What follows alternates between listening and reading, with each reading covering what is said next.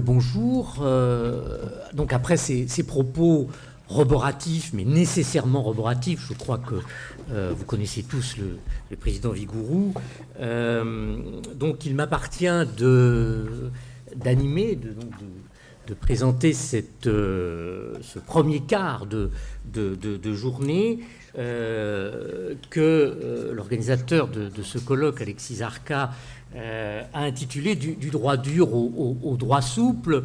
Alors, c'est une sorte de clin d'œil pour notre propre laboratoire, puisque, bien évidemment, je crois que beaucoup savent que cette question du droit souple fait partie des thèmes favoris d'études sous la direction de notre collègue Catherine Thibierge, mais ce qui montre bien qu'ici, le thème de la déontologie s'y applique sans difficulté, bien au contraire.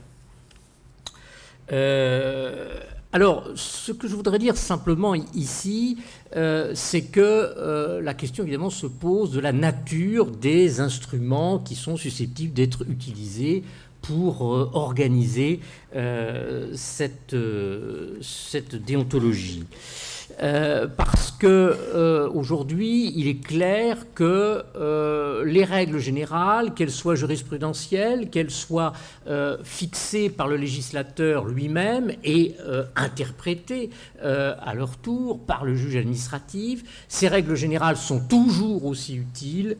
Elles ne suffisent pas, elles ne suffisent plus. Et en introduisant ce colloque, Alexis Zarka a eu raison de rappeler les propos du vice-président du Conseil d'État et de notre collègue Didier Truchet, qui parlait de besoin de déontologie. Oui, je crois très clairement, notre société a un besoin de déontologie. Ce constat étant fait, évidemment, la question est de savoir comment. Quand on voit justement la façon dont le colloque est présenté, donc nous avons en quelque sorte le choix entre le droit dur, entre loi, décret, et puis droit souple, notamment sous la forme de charte. En réalité, quand on constate le droit positif lato, latissimo, sensu, assurément, on constate que le distinguo entre droit dur et droit souple n'est peut-être pas aussi clair que cela. Lorsqu'on voit par exemple le législateur poser le principe finalement de disposition d'ordre déontologique et puis bien sûr laisser ensuite l'institution organiser ses propres règles déontologiques. Par ailleurs, la question qui peut se poser aussi est de savoir si les règles déontologiques doivent être définies de manière générale ou bien si en réalité ce n'est pas une vue de l'esprit que d'agir ainsi et si en réalité la seule bonne déontologie qui vaille, c'est celle qui est à caractère sectoriel parce que bien sûr les exigences du service, de l'activité nécessitent des règles particulières. Et puis bien sûr, par ailleurs, autre question que l'on peut se poser, la déontologie pour qui, c'est-à-dire au fond, quelle doit être la part respective entre les dispositions qui intéressent les tiers et puis celles qui intéressent le fonctionnement strictement interne du service ou de l'entreprise. Et puis, ultime question, et là je ne ferai en définitive que de me faire l'écho des derniers mots du président Vigouroux, même s'il ne l'a pas dit exactement comme cela. Comment normer en définitive? On connaît le mot traditionnel de La Fontaine qui dit que se croire un personnage est fort commun en France, et on a quand même parfois l'impression qu'il faudrait plutôt dire, il faudrait ajouter croire que normer pour régler un problème est fort commun en France.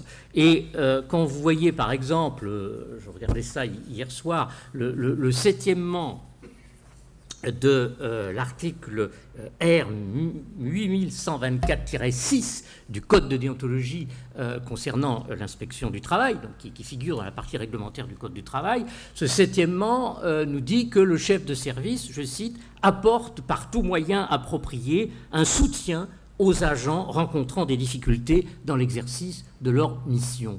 Fallait-il l'écrire ? C'est une question évidemment que l'on peut se poser. Alors, pour en débattre, à la fois les représentants du droit public et du droit privé sont autour de moi pour aborder bien sûr la question au sein du service public et au sein de l'entreprise. Alors je vais les présenter. Donc, je donnerai tout d'abord la parole à Anthony Taillefer, professeur de droit public à l'Université d'Angers, qui évoquera d'abord à Olivier Renaudy, professeur de droit public à l'Université de Paris 1, et qui a, je crois, pris récemment la direction du Graal. C'est en cours. C'est en cours, voilà. Et qui va donc évoquer la question du besoin de code déontologie et sécurité intérieure. Donc prendra ensuite la parole Anthony Taillefer, professeur à l'Université d'Angers, charte déontologique qui est charte de service dans la fonction publique. Et puis, bien évidemment, nous aurons l'éclairage, parce que c'est un parti épistémologique qui a été retenu par l'organisateur du colloque. Nous aurons donc ensuite l'éclairage du côté de l'entreprise avec l'exposé de Cyril Synthèse, charte d'éthique et code de conduite dans l'entreprise. Quelle normativité, quelle effectivité. Je donne sans plus tarder la parole donc à mon collègue et ami Olivier Renaudy.